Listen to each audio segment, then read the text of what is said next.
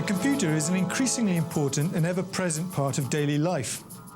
In a relatively short space of time, it's insinuated itself into an incredible range of human activities, from banking transactions to political campaigning, from industrial design to children's games. For many people, the computer is a sign, a symbol of human ingenuity and technical achievement. It holds out an almost mystical promise of a better world, a brighter tomorrow. But what sort of world is coming into being through the computer, and what kind of people? I think working on a computer, I don't want to imply any sort of slander here, but it's almost like a religious experience for those who first try it out and succeed with it. Because suddenly you're in control of information and an information environment in ways you never could be with a mechanical typewriter, for example, or with something you're using in a very passive way, a recording device, a TV set, and the like. And especially when you're able to link to another computer. If it's in a remote place or across the room, it doesn't really matter. It's the idea of beginning to share information with others in a far more powerful way than one's ever experienced before that I think gets people excited. It should come as absolutely no surprise that as adults are wrestling with the concept of the information superhighway, whatever that is, or whatever it's going to turn out to be, there's no issue among children about that. It's something they take for granted. All of those devices are part of the common background of their own culture, and they're growing up with the expectation that, of course, I'll have a computer, of course, I'll have a cellular telephone, of course, I'll have access to a fax machine or any other device that keeps me linked with other people. The range and the reach of the computer as a kind of a tool has just been phenomenal, you know, and transforming, you know, everyday practices, you know, like banking and so on. I think probably the aspect that has been changed the most by computers has been the whole area of human communication or technological means of communication.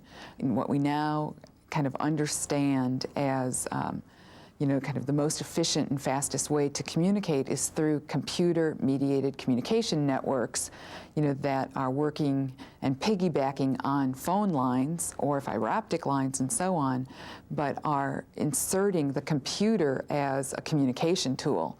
You know, so electronic mail, electronic databases, electronic bulletin boards, you know, any kind of computer-mediated communication, you know, really has extended. I mean, that's what's extended the reach of computers. One of the interesting realities about the computer and how it's impacting on our world is what the computer is doing to become what other things used to be.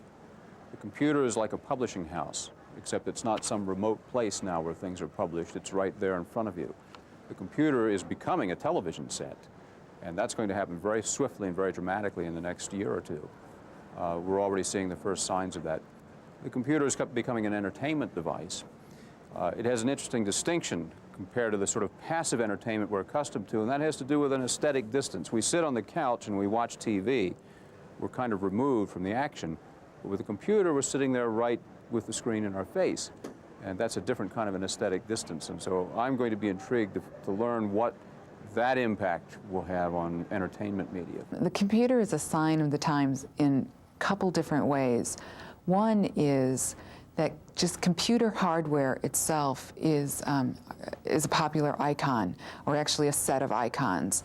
You know, so what we see happening now visually and graphically is that the computer monitor, the computer keyboard, even images of computer circuitry have now a kind of a whole set of meanings associated with them. I mean, so they themselves are being used as symbols, as visual symbols of other things.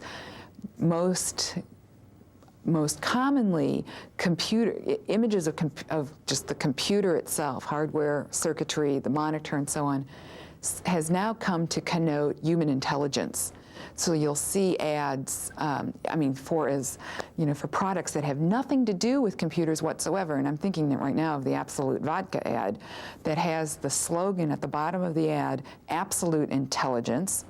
And the picture, the main visual of the ad is the Absolute Vodka bottle kind of done up in computer circuitry, as if there were a computer board with the outline of the bottle. Kind of, here's an example where the computer is a sign of the times in a very literal way. It is now being used as a symbolic resource to help us symbolize other things that have nothing to do with the actual capabilities of a computer, the role of the tool, how you use the computer, and so on. But in another way, the computer stands as a sign of the times in the sense of it becomes an icon and a symbol for a transformation that has happened, or a transformation in our thinking about the constitution of human identity. It's become popular by the end of the 1980s, in this late capitalism moment, the moment of postmodernism and so on, to think about the relationship between the human being and technology as not a relationship of kind of diametrical opposites or things that are absolutely opposed in their nature, but rather to think of them as things on a continuum. The computer, again, not so much as a tool of desktop publishing and and word processing, not as an enhanced typewriter, but as a communication device, I think stands as an icon that something has shifted in our thinking about the human being. It is not now so clear that we, as a human being, end at the skin. The physical body itself has become and been transformed into a technological entity. It is something that can be technologically managed through new kinds of drugs, technologically rejuvenated through artificial and bionic implants. It is something that can be technologically recrafted, refashioned through cosmetic surgery, bodybuilding, steroid use, and so on. It is something that can be technologically extended in time and space through things like robotics, telepresence, computer networks, and so on, that people are starting to think that that boundary between the human being and technology is not as fixed or as impermeable as we thought it was, that in fact it's a very permeable boundary. The computer is also becoming a network in which we have a different kind of community than we've ever had before.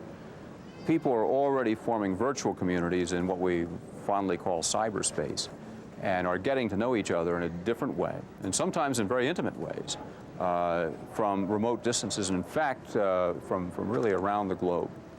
And that's going to put us in new relationships with each other, in which a lot of the cultural barriers may become much less important. Even barriers of language might fall. The more time you spend in this virtual community, online, logged on, and so on, the less time you spend in your actual physical, geographic kind of location, the community that's around you, your next door neighbor, the people down the street, your local kind of neighborhood group, and so on. So as we participate in these virtual encounters, I mean, it takes time to do that. It takes time to maintain these connections. It takes time to answer your email. It takes time to read the announcements that get posted on the news groups or the bulletin boards that you are subscribed to, and so on. The more time that you're doing that you're communicating through the computer screen, the less time you're communicating face to face. Again, I think there are some very good aspects to virtual communities, but I think it has a profound impact on kind of local communities, or the notion of communities of people who know each other on a physical kind of daily, geographic, weekly basis.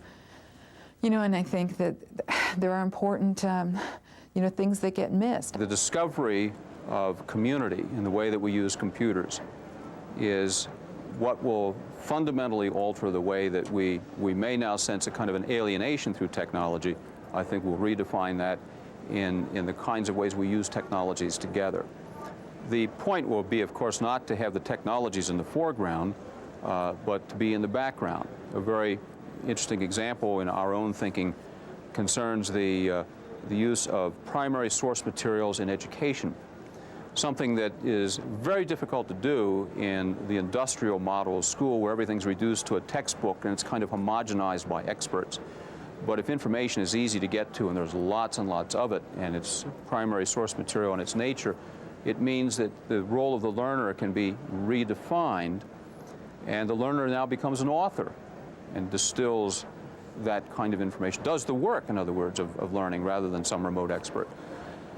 But to make that meaningful, you can't do it at a computer. You have to take what you've found and what you know and test it with other human beings.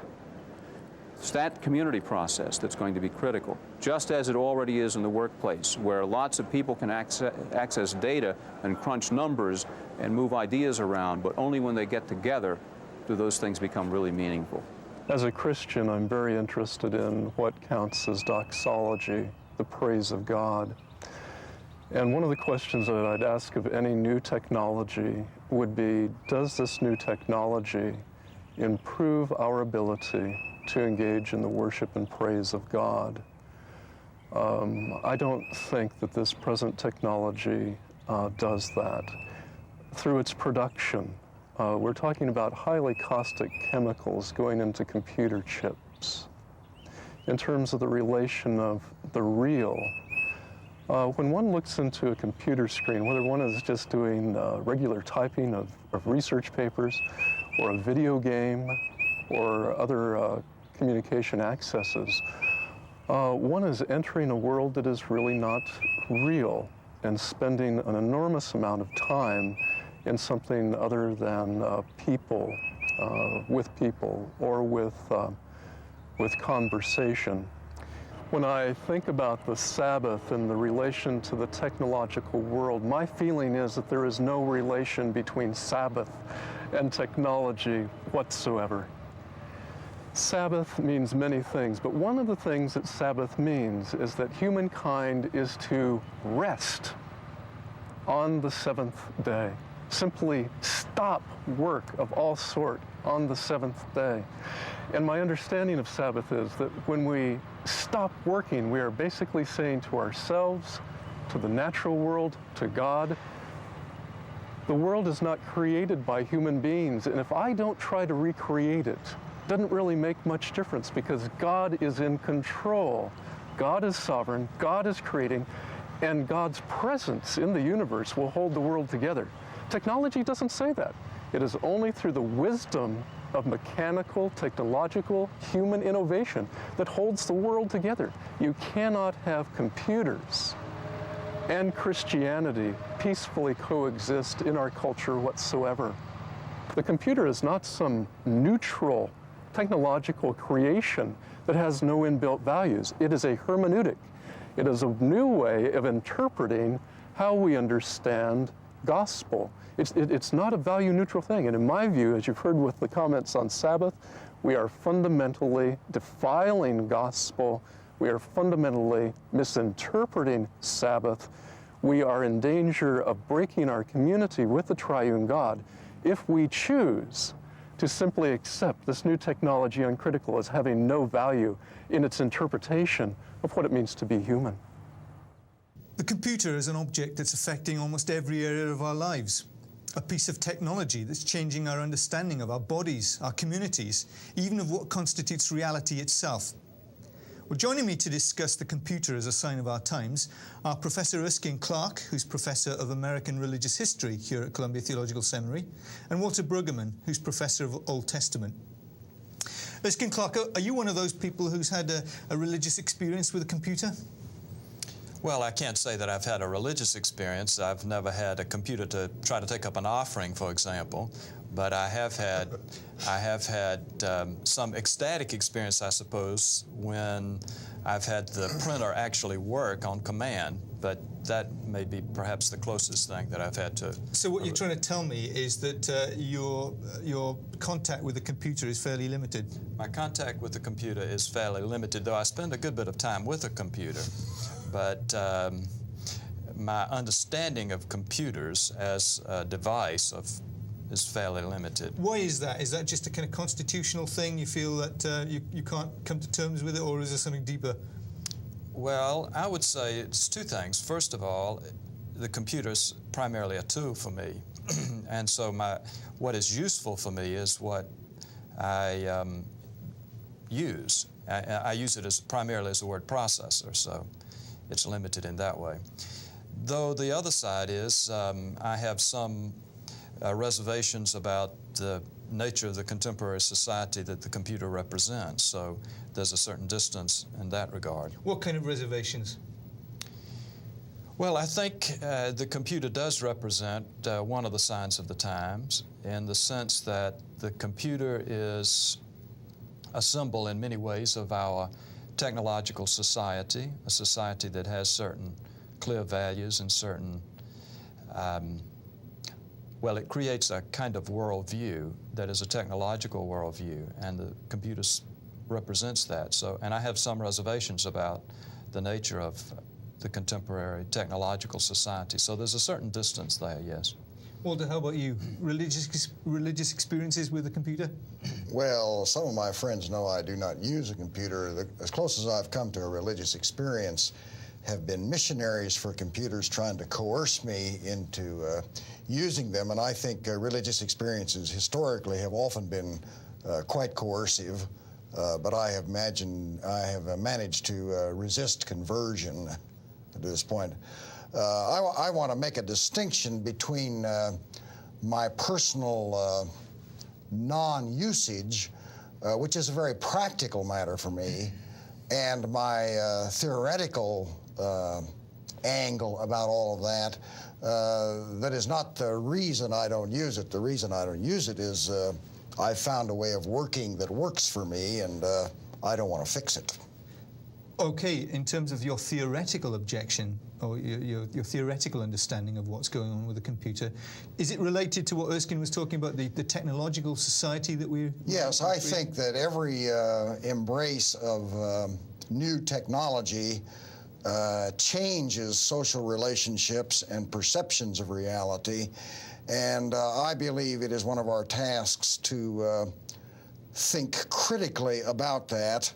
Not to imagine that that the coming of the computer is innocent, nor to think innocently about it, because our work in faith is indeed to raise critical issues and to think about them critically. Erskine, we've been living in a technological society for quite a long time now. I mean, the Industrial Revolution happened at the end of the 18th century, beginning of the 19th century. Technology's been around for a long time. Is the computer really any different to what we've been experiencing in the modern world? Well, I'm not sure that it is any different, but it does represent in a very clear way the character of the modern world. It does represent the efficiency, the quest for efficiency, and the concern for control, the concern for know-how, and the values connected with that. I think that one thing that needs to be emphasized is that the technological society is really a different society in many ways than the earlier industrial society, though you can see the origins of the technological society in earlier periods. But what we're talking about now is a whole culture and society that is dominated by technology and technique. And what's your objection to that? I mean, what's the problem with that? Doesn't it simply help us to have better medicine and to kind of have a kind of what might be called a progressive society? Certainly, and that's part of its power. I mean, we see the ways in which we have benefited from technology. We see the ways in which our lives are made easier, our lives are made more comfortable, and we've benefited tremendously from the technological society. We've also paid a tremendous price for those benefits, and part of it could be seen in a kind of shrinking of the human spirit that often is associated with the rise of the technological society. And the question about values, too. What are the values that have come to dominate the technological society? And certainly you could point to the value of efficiency as the overwhelming and dominant value, so that what is efficient is good and what is not efficient is bad. Walter, are those the things that concern you? Yes, I think that's right. Erskine talks about the diminishment of the human spirit. The way I would put the same thing is to talk about the elimination of the political process. The political process has to do with communication in which power is under negotiation and is at risk. And I believe that our propensity toward the technological wants to eliminate the political process because it is inherently messy and ambiguous and incapable of final resolution. And I have the impression that what we would prefer to do is to eliminate all those facets of human reality that are messy and ambiguous and incapable of resolution. And in fact, that is where we live our lives. Walter, our friend Ron Cram introduced the idea of the Sabbath in connection with this whole theme. And it's very interesting to me the way that the Sabbath is spoken of in Scripture. In Exodus 31, there's the idea that the Sabbath is a sign. Very interesting in connection with this program, Signs of the Times. But the Sabbath itself is a sign under which the people are to live. How do you see the connection between what we've been talking about here and this idea of the Sabbath? Well, I think that in that Exodus 31 passage, there are two things that are of particular interest. First of all, it's in the book of Exodus, and that means that the children of Israel, there are historical problems, but are to cease and desist from being productive for Pharaoh, because they don't belong to Pharaoh. So that Sabbath is an act of civil disobedience, to say, I am not going to be a cog in the production consumption machinery of the dominant society, which is a very radical notion. The other very odd thing in that text, which may be the most radical text in the Bible, the last verse of that paragraph says, and God rested, and God got God's life back, suggesting that God's own nephesh, life, self, was diminished. And the reason we got a Sabbath is not because of labor relations, but because of the character of God, who gets exhausted with being God and who's got to take a break from it. Now, if we're in the image of that God, that's wonderful, because it means we have to take a break from all of our successful being on the make in order to be replenished. And I think that means to take a rest from all of our technologies, all of our capacities to control things.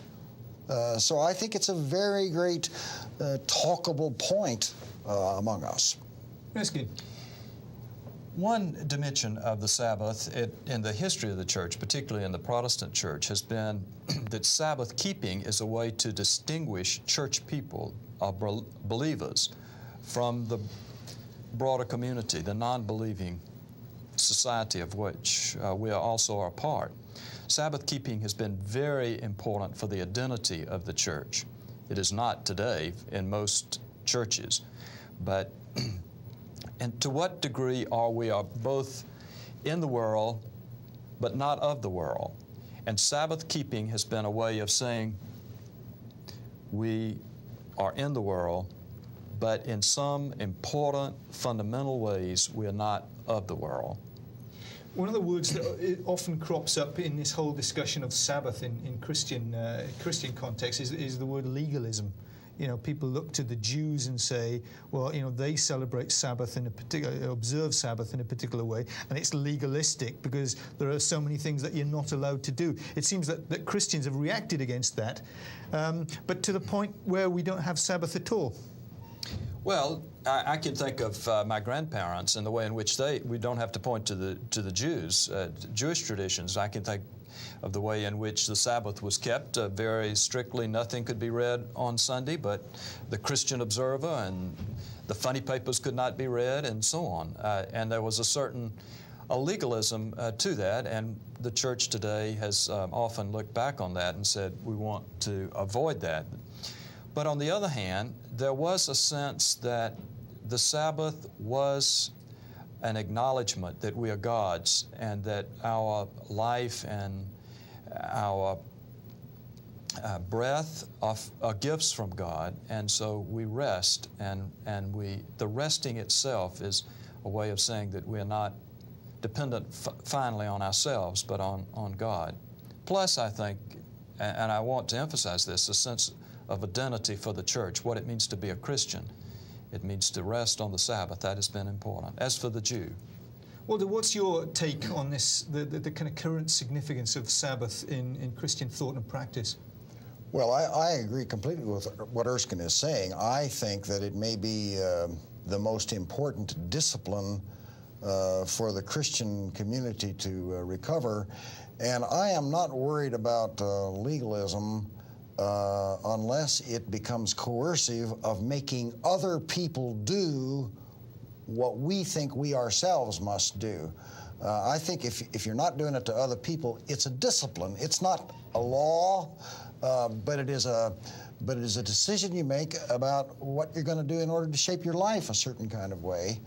The other thing I think about it, I like the way Erskine says in but not of the world. Another way of saying that is that on most days I am an initiator and a control taker, and stuff is coming out of me. What Sabbath does is to put me on the receiving end, that I need to have gifts given to me.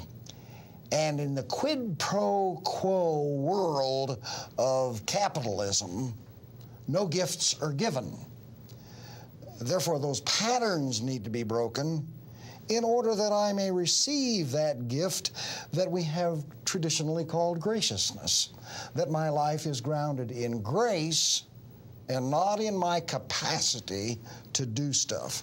And if I don't practice that with some regularity, I forget it. Well, I'm very grateful to Walter Brueggemann and to Erskine Clarke for joining me to discuss the computer as a sign of the times. Over the course of this series, we've been trying to respond to the challenge of Jesus to read the signs of the times. If you've enjoyed the series, or if you have any comments to make, please write to us at the address which will appear at the end of the programme. The challenge that's emerged from these programmes, I hope, is not simply that we learn to be cultural critics, pointing the finger at others, but that we learn to discern the spiritual dynamics that are at work in our world, and to be more faithful servants of God. In the second chapter of the Gospel according to St. Luke, the old man Simeon tells Mary, the mother of the infant Jesus, that Jesus Christ himself will be a sign that is spoken against. In other words, he will be a sign of contradiction. He will come into conflict with many of the signs of the times. Nevertheless, as Simeon affirms, and with him the Christian church throughout the ages affirms, it's in this sign that the salvation of the world lies. From all of us here at Columbia Theological Seminary, goodbye.